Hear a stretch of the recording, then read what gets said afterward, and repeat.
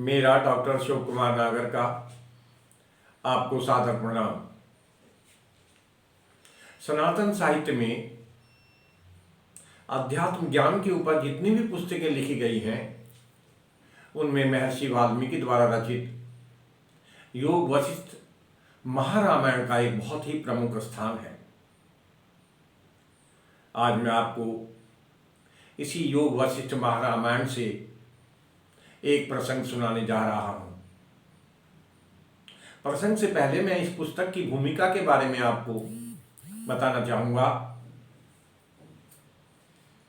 गुरुकुल की शिक्षा प्राप्त करने के पश्चात भगवान राम जब वापिस अयोध्या में अपने घर आ गए तो उनके मन में देशाटन करने की तीव्र इच्छा हुई।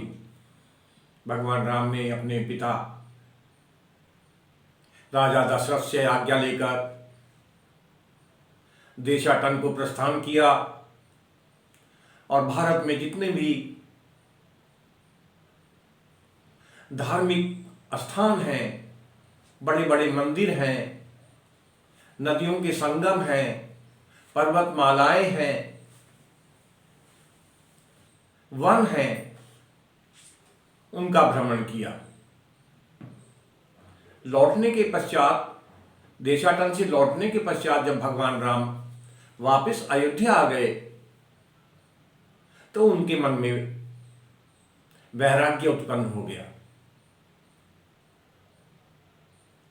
उन्होंने देखा कि अपने भ्रमण के दौरान उन्होंने देखा कि ज्यादातर मनुष्य जो हैं नाना प्रकार के दुख भोग रहे हैं।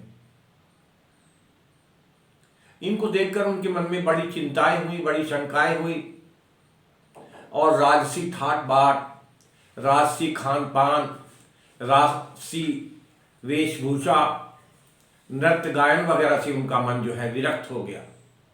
किसी भी चीज में उनका मन नहीं लगता था। वो अपने कक्ष में आसन लगाकर अपनी दोनों हथेलियों से अपने मुंह के ऊपर रखकर चुपचाप अनमने से बैठे रहते थे। माताओं ने पूछा कि पुत्र, आपको कौन सी चिंता है, आप किस विचार में खोए रहते हैं? तो कोई जवाब नहीं देते थे। राजा दशरथ तक भी ये बात पहुंची। राजा दशरथ ने भी कहा कि पुत्र, आप क्यों चिंतामग्न रहते हैं? लेकिन भगवान राम किसी बात का कोई जवाब नहीं देते थे। इसी बीच एक और प्रमुख घटना हुई। ऋषि विश्वामित्र जो यज्ञ और अनुष्ठान करते थे, उनकी रक्षा करने के लिए राक्षसों से राजा दशरथ से उनके पुत्र को मांगने के लिए अयोध्या पधारे। जब राजा दशरथ के दरबार में ऋषि विश्वामित्र आए तो राजा दशरथ ने उनका बहुत ही सम्मान किया, उनकी आरती उतारी, उनको अर्घ दिया, नाना प्रकार के वस्त्र आभूषण और गायों से उनको दान दिया और ये भी कहा कि प्रभु, आपके आने से हमारा जो ये अयोध्या है ये धन्य है और यदि आप कोई इच्छा लेके आए हैं, यदि आपको कुछ मेरे से लेना है तो ये मान के चलिए कि मैंने वो आपको दे दिया। इस प्रकार के वचन राजा दशरथ ने महर्षि विश्वामित्र से कहे। इस दरबार में उनके राजा दशरथ के सारे मंत्री और कुल गुरु वशिष्ठ भी उपस्थित थे। इसके पश्चात ऋषि विश्वामित्र ने कहा कि राजन, जब भी मैं धार्मिक अनुष्ठान करता हूं, यज्ञ करता हूं, तो माया, बल और वीर्य से ये जो राक्षस हैं ये शक्तिशाली हो गए हैं। ये मेरे अनुष्ठान को, यज्ञ को जो है इसमें विघ्न उपस्थित कर देते हैं, ये उसको पूरा नहीं होने देते। तो इसीलिए मैं अपने यज्ञ और अनुष्ठानों की इन मायावी और बलशाली राक्षसों से रक्षा करने के लिए आपके पुत्र राम को मांगने आज आपके दरबार में आया हूं। ये सुनकर राजा दशरथ जो थे किंकर सव्य विमूढ़ हो गए। क्या बोले और क्या ना बोले उनको कुछ सुनाए समझ में नहीं आया। कुछ देर चुप रहने के बाद उन्होंने कहा कि ऋषिवर, मेरे पुत्र राम की अभी बहुत कम आयु है और मेरे पुत्र में इतना युद्ध कौशल नहीं है कि वो कुबेर के भाई रावण जैसे राक्षसों का मुकाबला कर सके। सुंद और अपसुंद के जो पुत्र हैं मारीच और सुबाहु, ये मायावी हैं। इनसे रक्षा करने का जो शक्ति है या बल है वो अभी मेरे पुत्र में नहीं है। और यदि आप चाहते हैं तो मैं अपनी एक अक्षौणी सेना लेकर आपके साथ चलने के लिए तैयार हूं। मैं आपका राक्षसों से जो है सुरक्षा करूंगा, आप मुझे लेके चलिए। विश्वामित्र इस बात को सुन के बहुत नाराज हो गए और उन्होंने कहा कि राजन, आप अपनी जो कुल है उसकी जो मर्यादाएं हैं उसका उल्लंघन कर रहे हैं। आपने मुझे वचन दिया है प्रारंभ में ही कि मैं जो मांगना चाहूं वो आपने मुझे दे दिया और अब आप अपने पुत्र को मुझे देने के लिए मना कर रहे हैं, तो ये ठीक नहीं है। इस प्रकार आप अपने कुल की मर्यादाओं का उल्लंघन कर रहे हैं।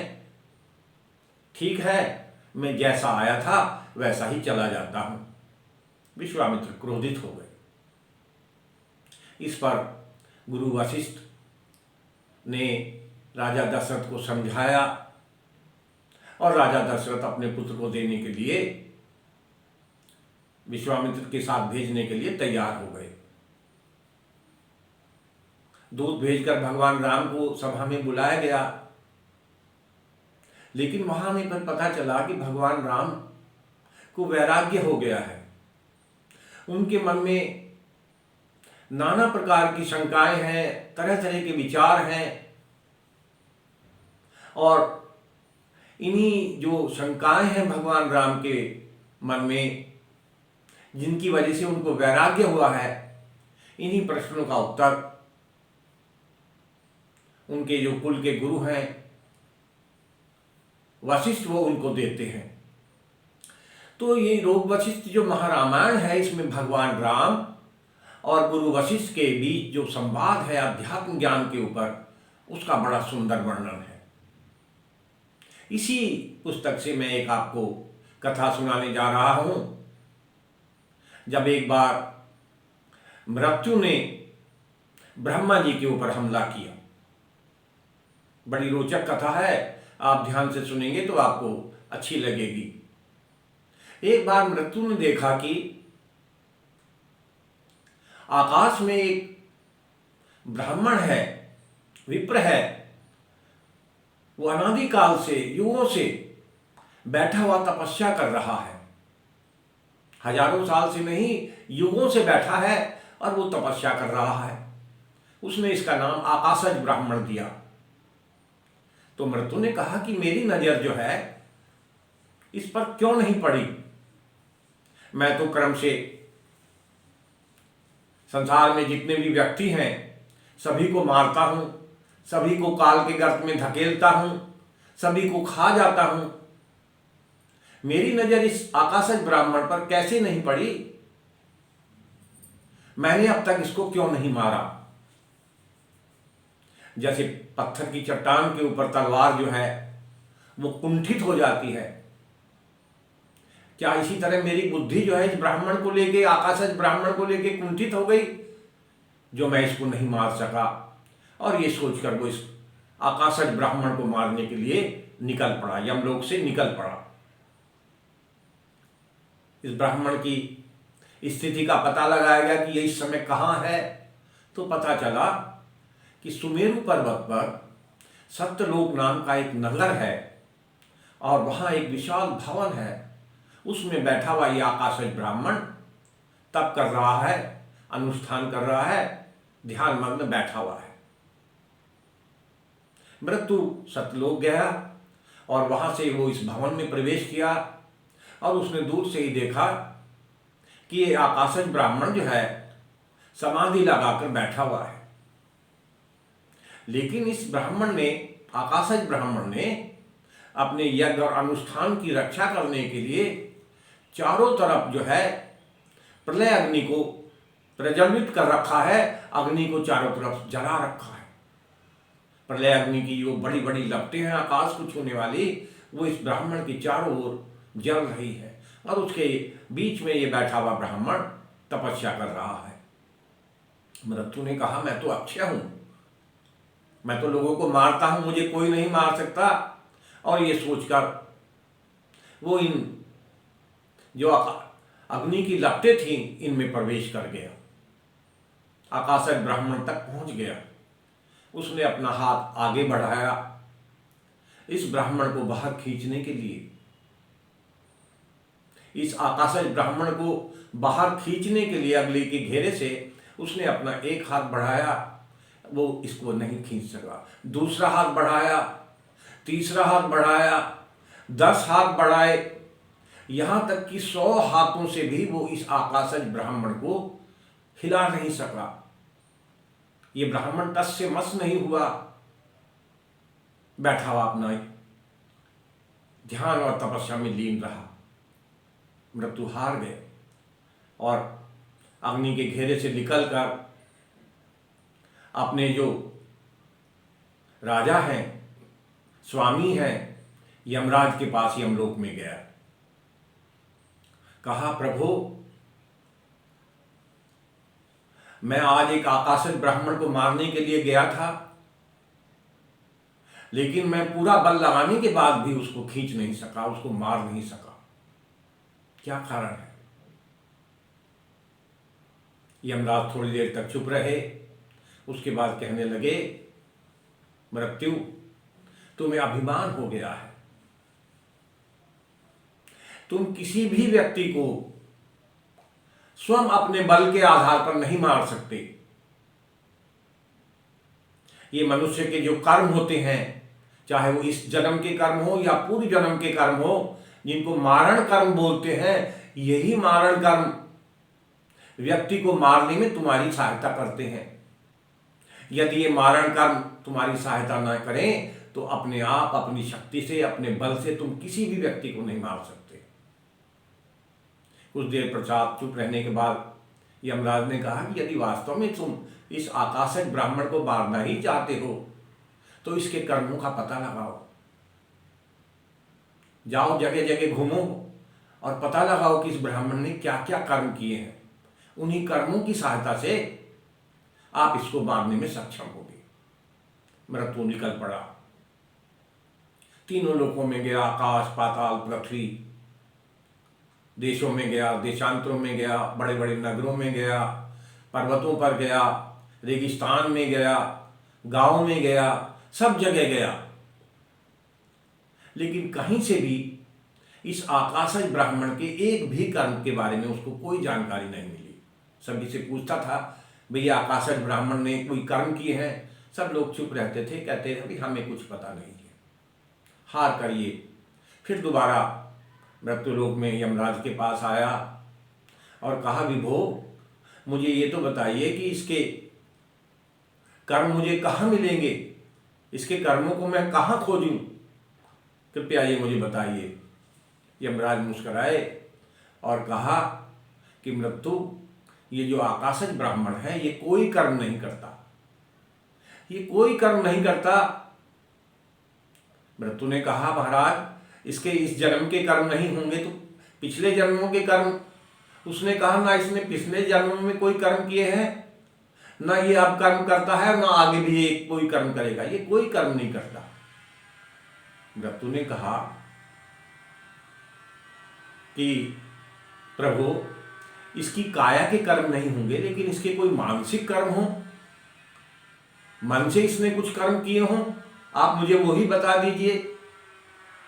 उन्होंने कहा, इसके कोई मानसिक कर्म नहीं है। और फिर कहा, मृत्यु ये आकाशक ब्राह्मण और कोई नहीं, ये साक्षात सृष्टि की जो रचना करने वाले हैं ब्रह्मा है। ये कोई कर्म नहीं करते हैं, इनके कर्मों का पता कोई नहीं लगा सकता, और ना इनका कहीं जन्म हुआ है, ना कभी इनकी मृत्यु होती है। आप इनको नहीं मार सकते। मृत्यु ने कहा कि प्रभु, आप ही ने तो कहा कि ये सृष्टि की रचना करने वाले हैं, तो ये सृष्टि की रचना कैसे करते हैं जब कोई कर्म नहीं करते? तो यमराज ने कहा कि कल्प के अंत में जो ब्रह्मा जी हैं वो पर ब्रह्म में लीन हो जाते हैं, और पर ब्रह्म जो है वो परमात्मा में लीन हो जाते हैं। ब्रह्मांड में प्रलय के बाद शून्य की अवस्था हो जाती है, और केवल परमात्मा की ही सत्ता इस संसार में, इस ब्रह्मांड में बनी रहती है। ये जो परमात्मा है, ना इसका कभी जन्म हुआ है, ना इसकी कभी मृत्यु होती है। ये स्वयंभू है और अपने ही प्रकाश से ज्योतिर्मान है, यानी ये जो चमकते हैं ये अपने ही प्रकाश से चमकते हैं। ना इनका कोई रूप है, ना रंग है, ना आकार है, और ये सर्वशक्तिमान है, सर्वज्ञ है। पूरे ब्रह्मांड में इन्हीं की सत्ता है और कण कण में व्यापक है। यानी ब्रह्मा जी पर ब्रह्म का रूप है, पर ब्रह्म परमात्मा का रूप है, और ये परमात्मा ही प्रलय काल में ये जो ब्रह्मांड है इसमें इनकी सत्ता बनी रहती है। ये अनाम है, इनका कोई नाम नहीं है। और जब मन से कल के अंत में जब मन से ये संकल्प करते हैं कि मैं सृष्टि की रचना करूं, तो सृष्टि पिंड की उत्पत्ति होती है, जिसको वेदों में हिरण्यगर्भ कहा गया है, गोल्डन बॉम्ब। हिरण्यगर्भ कौन है? ये परमात्मा का ही रूप है। और जब परमात्मा जो है मन से संकल्प करते हैं तो एक सृष्टि पिंड हिरण्यगर्भ की उत्पत्ति होती है। वैदिक सिद्धांतों के अनुसार, वैदिक फिलॉसफी के अनुसार ये जो हिरण्यगर्भ है यही सृष्टि की रचना के मूल स्रोत हैं। यूनिवर्स की क्रिएशन के यही सोर्स हैं। और ऋग्वेद के 10वें मंडल में हिरण्यगर्भ सूक्त है। हिरण्यगर्भ है समर्ताग्रे भूतस्य जातपतिरेकासीत् सदाधार पृथ्वी धामुते मानम कस्मे देवाय हविषा विधे। यानी ये जो हिरण्यगर्भ है यही तीनों लोगों के जन्म देने वाले हैं, यही पृथ्वी को धारण किए हुए हैं, और सृष्टि के जो रचयिता है ये हिरण्यगर्भ है। जो हमारे 3 देवता हैं ब्रह्मा विष्णु महेश, उनकी उत्पत्ति भी इसी हिरण्यगर्भ से होती है। और ब्रह्मा जी जो सृष्टि के रचयिता हैं, जिनको आप मारने गए थे, वो मन से संकल्प करते हैं और अपनी जो निजा शक्तियां हैं, अपनी जो पराशक्तियां हैं, उनको उत्पन्न करते हैं। ब्रह्मा जी स्वयं सृष्टि की रचना नहीं करते। ब्रह्मा जी की जो शक्तियां हैं, देवी का रूप है, निजा शक्तियां, पराशक्तियां, अनेक शक्तियां हैं, ये सृष्टि की रचना में ब्रह्मा जी की मदद करती हैं। और इनमें सबसे प्रमुख जो है सृष्टि की रचना करने में, वो है महादेवी कुंडालिनी। तो महादेवी कुंडालिनी है, ये सृष्टि की रचना करती है भगवान ब्रह्मा के कहने से। और ये ब्रह्मा जी से अलग नहीं है, ब्रह्मा जी के शरीर का ही हिस्सा है, उन्हीं में लीन है, उन्हीं का एक भाग है। और यमराज बताते हैं कि मनुष्यों के शरीर में ये जो कुंडालिनी शक्ति है ये हर व्यक्ति के शरीर में उपस्थित है। रीढ़ की हड्डी के अंत में नीचे जो मूलाधार चक्र, नाड़ी चक्र हैं